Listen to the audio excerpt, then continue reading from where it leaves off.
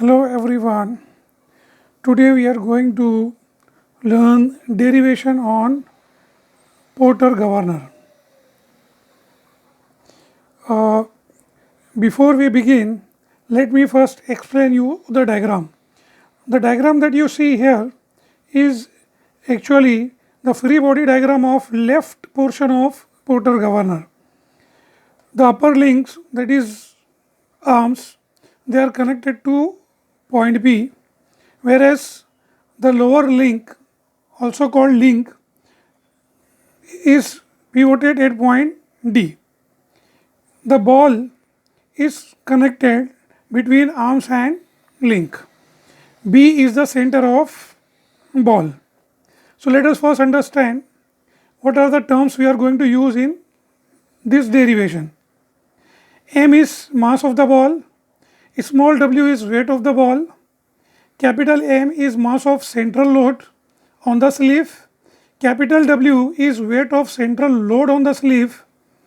We define a term Q as the ratio of tan beta to the tan alpha, whereas alpha is the angle the arms make with the vertical, whereas beta is the angle the link makes with the vertical.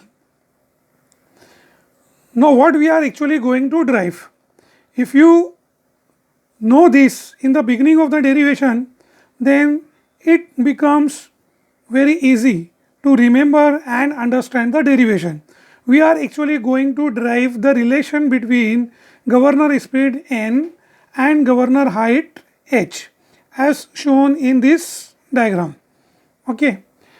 R is the radius of the rotation of ball, T1 is the tension in the arm and T2 is the tension in the link, whereas FC is the centrifugal force acting on the ball, whereas small w is the weight of the ball and capital W by 2 is the weight, half of the weight of the central load acting at point D. Half of the weight of central load will be acting on the other side of the spindle. As we have drawn only half portion, only half of the central load will be acting at point D, W by 2 due to symmetry. Now let me explain you how we are going to drive this. We are going to use the method of resolution of forces. Resolution of forces you have learned in engineering mechanics and you are all familiar with the procedure. Okay, so we are actually going to apply the equilibrium of forces at 2 points, at point B, that is the center of the ball, and at point D where the link is attached to the sleeve. Now in step 1 we will consider point D. So if you look at the diagram, at point D half of the weight of central load, that is W by 2, is acting and its direction is vertically downward. So here we will resolve the forces only in vertical direction to include W by 2 in our derivation. Okay, as this angle is beta, the vertical component of tension T2 will be T2 cos beta because this is going to be adjacent component. Okay, now if you apply the equilibrium of forces, if you consider the equilibrium of forces as point D, you get this relation T2 cos beta equal to W by 2. We give this equation number 1. From here we can write the expression for T2. T2 will be equal to mg upon 2 cos beta. Okay. Now why I am writing the expression for T2? Because I want my final expression, I don't want T1 and T2 in my final expression, because while solving the numerical I will not be knowing the tension in T1 and T2. So my intention is to eliminate them from my expression. That's why I write the expression for T2. Later I will substitute this expression to eliminate T2. Now in the second step we will consider point B, that is center of the ball. Here first we will resolve the forces vertically. Okay. So the vertical force acting at point B is its self weight, that is small w. Okay. And the vertical component of tension T1, that is T1 cos alpha, and vertical component of T2, that is T2 cos beta. As this angle is alpha, this angle is also alpha. As this angle is beta, this angle is also beta. So this vertical component is going to be T1 cos alpha. This vertical component of T2 is going to be T2 cos beta. So when you resolve the forces vertically, you get the expression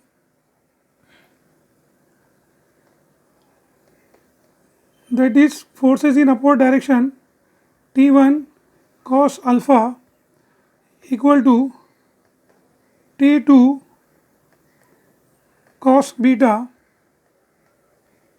plus small w. These are the two forces acting downward. T1 cos alpha equal to T2 cos beta plus w. These two forces are acting downward. Okay. So in place of T2 cos beta, from equation number 1 I can write mg by d2, mg by 2, so that I can eliminate T2. So this will be capital mg by 2 plus small mg. Okay, this is my equation number 2. Now I will resolve the forces horizontally. So resolving forces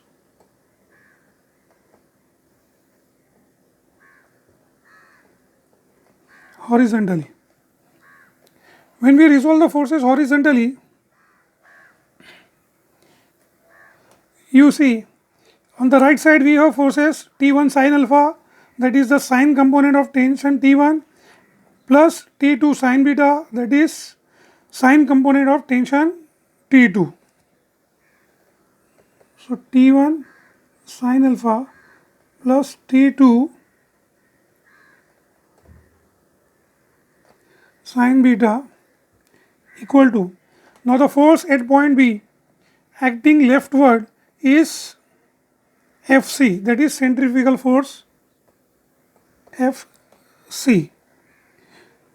Now again here we can eliminate T2 by writing mg upon 2 cos beta in place of T2.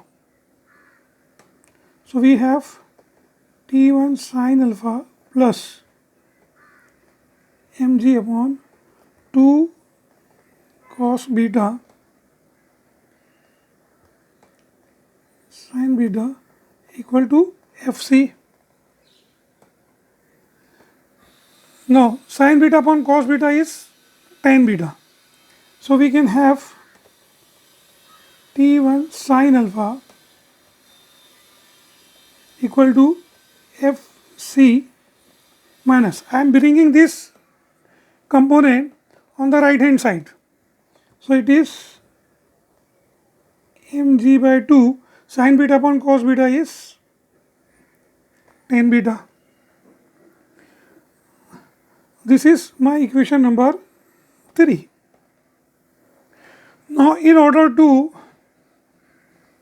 eliminate tension T1, what I can do is I can divide equation 3 by equation 2, so that on the left hand side T1 gets cancelled.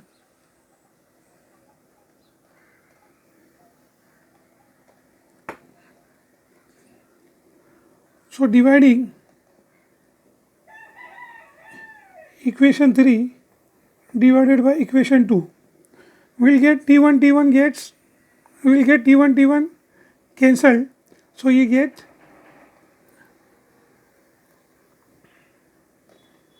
T1 sin alpha upon T1 cos alpha equal to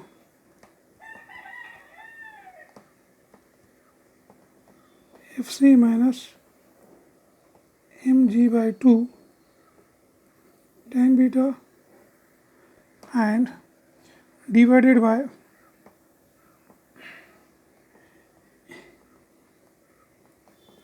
mg by 2 plus small mg.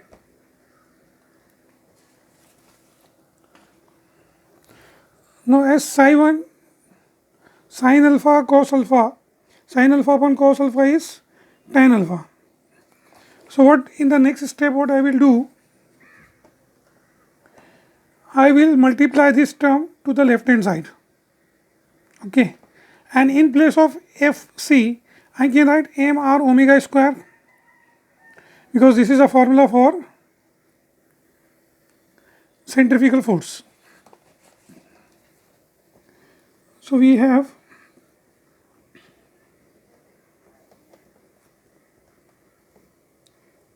plus mg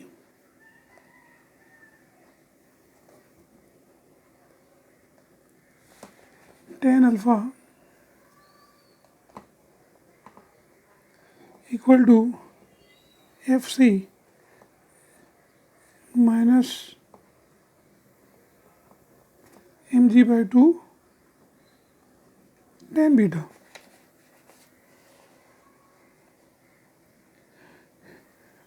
Now dividing the entire equation by tan alpha, we get capital mg by 2 plus small mg equal to, in place of Fc, now I can write mr omega square upon tan alpha minus mg by 2 tan beta upon tan alpha. Now you remember that we have taken tan beta upon tan alpha as cube, okay, and now tan alpha from the geometry of this figure, this height, this is the height of the governor h and this is radius of rotation. So tan alpha will be opposite upon adjacent. Opposite is r, adjacent is h. So tan alpha I can write as r by h. So we have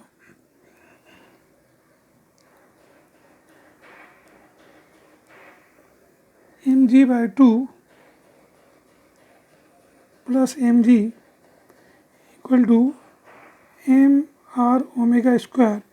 As tan alpha is in denominator, instead of writing r by h, I will write it with multiplication h by r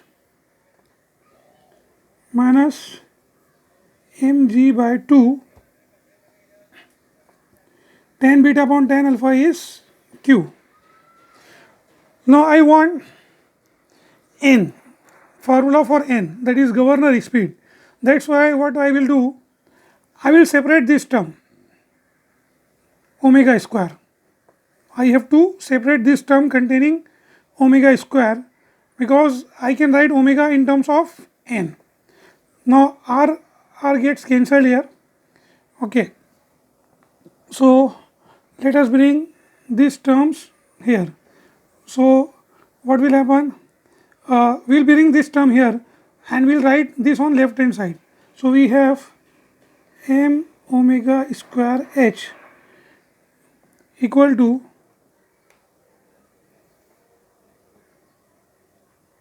mg by 2 plus small lg.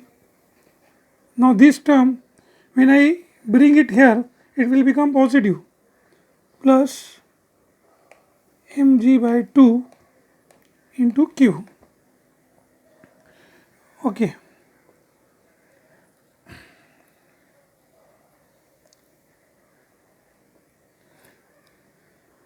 Now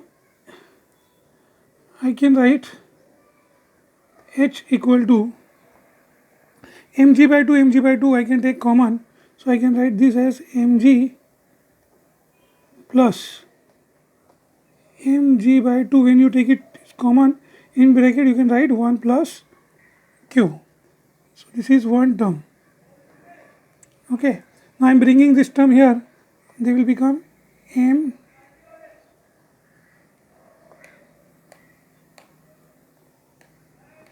omega square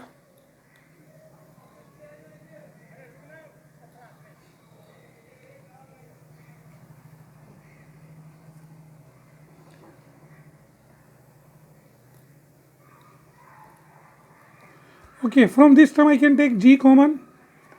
So the same expression I am writing h by taking g common. This will become m plus capital M by 2 1 plus q g by m omega square. Now I bring omega square here and h here. This becomes omega square m plus m by 2 1 plus q. This small m I am writing here.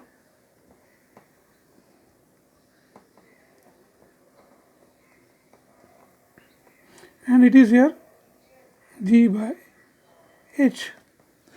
Now omega is the angular velocity. In case of in terms of n, this can be written as 2 pi n by 60 square equal to m plus m by 2 1 plus q by small m into g by h. Now what I can do is to extract expression for x, I will bring the terms 2 pi upon 60 on right hand side. So what is left here is n square equal to m plus capital M by 2 1 plus q on small m. This term when I bring here, so this will become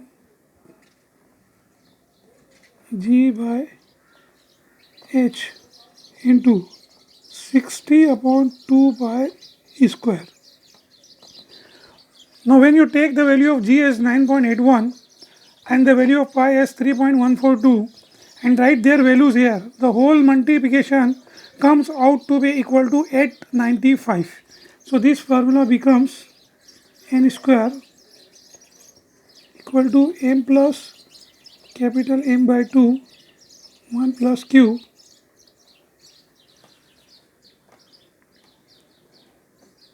on small m multiplied by 895 upon h. You get 895 when you put g equal to 9.81 and pi equal to 3.142. The multiplication of all these is equal to 895. So this is the final formula for governor speed. So we got the relation between governor speed and governor height. Okay. Now we will consider few special case. What are these special case? Okay. Now see, if the length of the arms and length of the link is equal and link is also pivoted on spindle axis here, what will happen? Alpha and beta will be equal because of symmetry, right? So in such case, when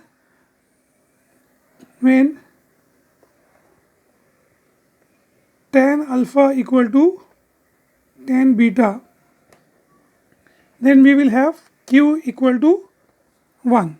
When you have q equal to 1, you see in this formula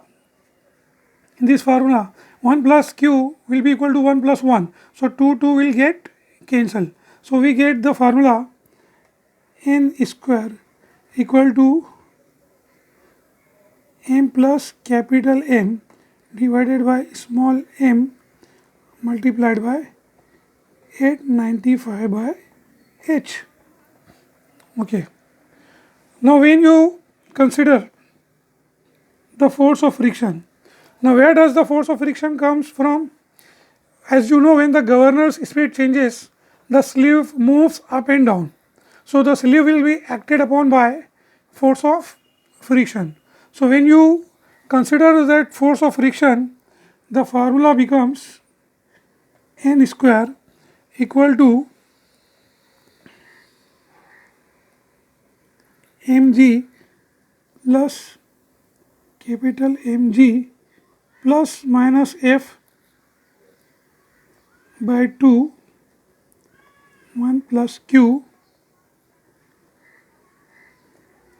upon mg multiplied by 895 upon h. Okay. And of course, when q equal to 1, that is when you have q equal to 1, when you have tan alpha equal to tan beta, this will become 2 will get cancelled. Okay. So we will have the formula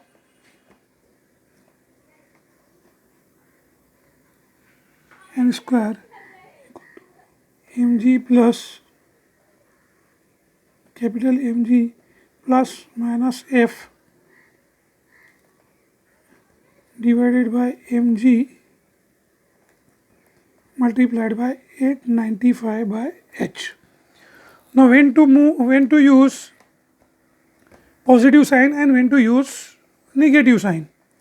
When the governor speed increases, the sleeve will move upward. So force of friction will act opposite, that is downward. So we will use a positive sign.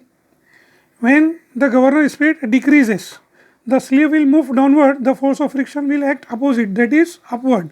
So we will make use of negative sign. So when the governor speed increases, use positive sign. When the governor speed decreases, use negative sign.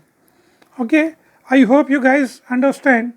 This is my first video, recorded video, so you may find some inconvenience. I am sorry for that. If you learn from this video, my hard work is fruitful.